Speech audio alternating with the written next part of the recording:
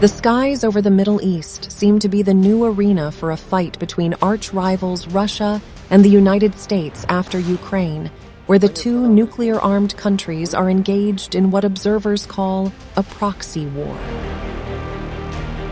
The U.S. military recently deployed its F-22 Raptors from the Langley Air Force Base in Virginia to the Middle East.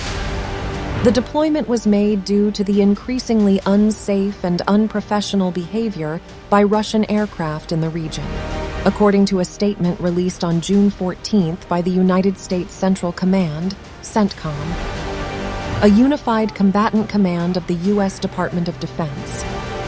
In its statement, the CENTCOM accused Russia of violating the agreed-upon measures to reduce risk of friendly or unintentional fire in the Middle East airspace to avoid escalation or miscalculation. It also said that it took the decision because the U.S. is committed to improving the security and stability in the region.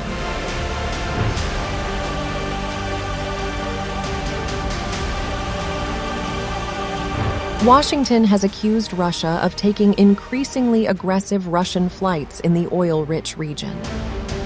While Russia's military is continuing its fight in Ukraine, the U.S. has continued interacting with Russian aircraft in the Middle East, particularly in and around war-ravaged Syria.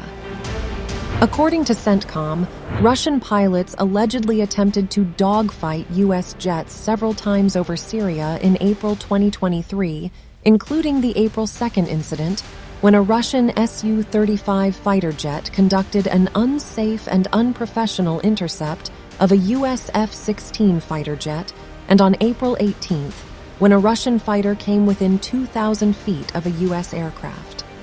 Since the beginning of March, Russian jets have violated deconfliction protocols a total of 85 times, as per CENTCOM. In January, Russian forces circled the U.S. airbase 14 times, according to NBC News.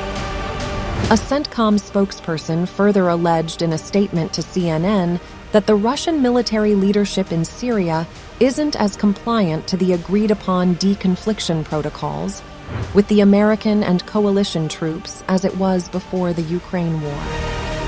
Lieutenant Gen Grinkowicz, the U.S. general responsible for air operations in the Middle East, in an interview with the U.S.-based digital news outlet Defense One, warned Russia against any direct conflict and said that America has a lot more options in terms of the forces that it could bring to Syria compared to Moscow.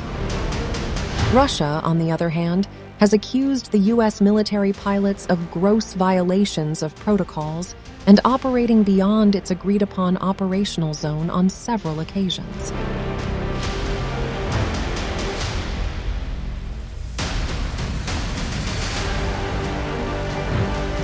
Russia intervened in the Syrian civil war in 2015, tipping the balance in President Bashar al-Assad's favor.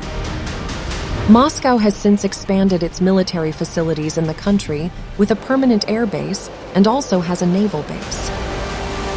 The United States is leading a coalition against the Islamic State of Iraq and Syria, or ISIS, and has carried out airstrikes in Syria this year. The U.S. has approximately 900 service members in Syria as part of the ongoing campaign to defeat ISIS. In Syria, the U.S. and Russia have used a deconfliction line between the militaries of the two countries to avoid unintentional mistakes or encounters that can inadvertently lead to escalation.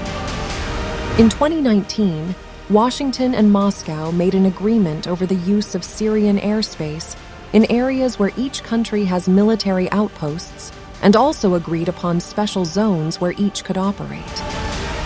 But these measures to avoid confrontations seem redundant as tensions soar between the two superpowers in the backdrop of U.S.-led NATO's eastward expansion and Russia's war in Ukraine.